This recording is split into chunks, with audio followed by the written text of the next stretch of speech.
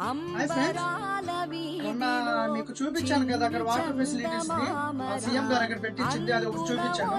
అంటే కర్ణాటకలో బళ్ళారికి సంబంధించిన ఏరియాలో మోక అనే విలేజ్ లో ఇక్కడ పురాతనమైన టెంపుల్ ఉందన్నమాట. ఆ టెంపుల్ ని చూపిస్తాను, చూడండి. చాలా అంటే చాలా పురాతనమైన టెంపుల్ ఫ్రెండ్స్. ఇది ఏంటంటే దీన్ని ఎవరు పట్టించుకోవట్లేదు. చూడండి ఎలా ఉందో, చూడండి ఎంత బ్యూటిఫుల్ గా కట్టారు. స్టోన్స్ గానీ ఇవి కానీ చూడండి ఎంత బ్యూటిఫుల్ గా, ఎంత స్ట్రాంగ్ గా ఉంటాయి. పురాతనమైన కాబట్టి ఎంత స్ట్రాంగ్ గా కట్టారో. కానీ ఇది ఏంటంటే అవుట్ సైడ్ ఇంకో టెంపుల్ ఉంది, 2 టెంపుల్స్ ఉన్నాయి, అవి కొత్తగా కట్టారు అనమాట. ఆ టెంపుల్స్ ని యూజ్ చేస్తున్నారు కానీ ఈ ఓల్డ్ టెంపుల్స్ అనేది పట్టించుకోవట్లేదు. చూడండి ఎంత కన్స్ట్రక్షన్ కానీ, చూడండి మొత్తం శిలాఫలకాలు చూడండి ఎంత క్లారిటీగా కనిపిస్తున్నాయి. కింద కానీ స్టోన్స్ కానీ ఎంత స్ట్రాంగ్ అయిన పురాతనమైనవి. చూడండి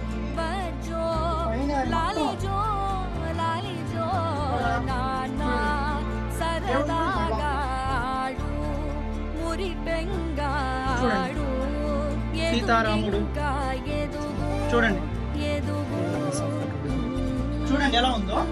దేవుడు ఎంత మంచిగా ఉన్న టెంపుల్ ని అసలు పట్టించుకోకుండా కొత్త కొత్త టెంపుల్ కట్టించుకొని మన పురాతనమైన టెంపుల్ అన్ని వదిలేశారు అనమాట.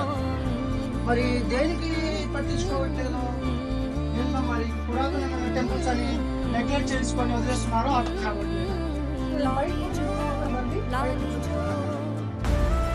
వాళ్ళ అవసరం కోసం ఆ పక్కలు మొత్తం వేస్తున్నారు.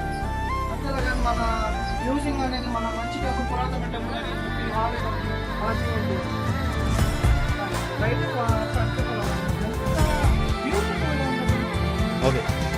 చూడండి, బయట వ్యూ చూడండి. బయట మొత్తం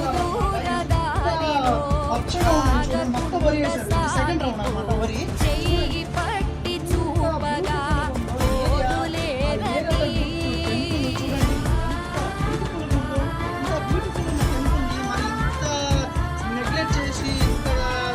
వదిలేసి ఏదో పాడుకున్న బంగ్లా లాగా వదిలేశారు.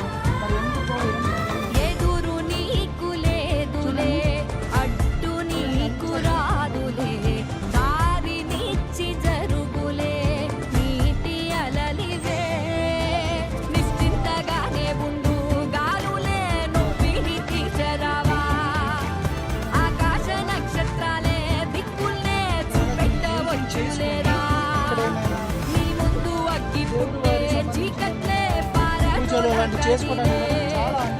నువ్వు ఒక్క విత్తు వేస్తే ఈ మన్ను అడవల్లే మార్చేయడా,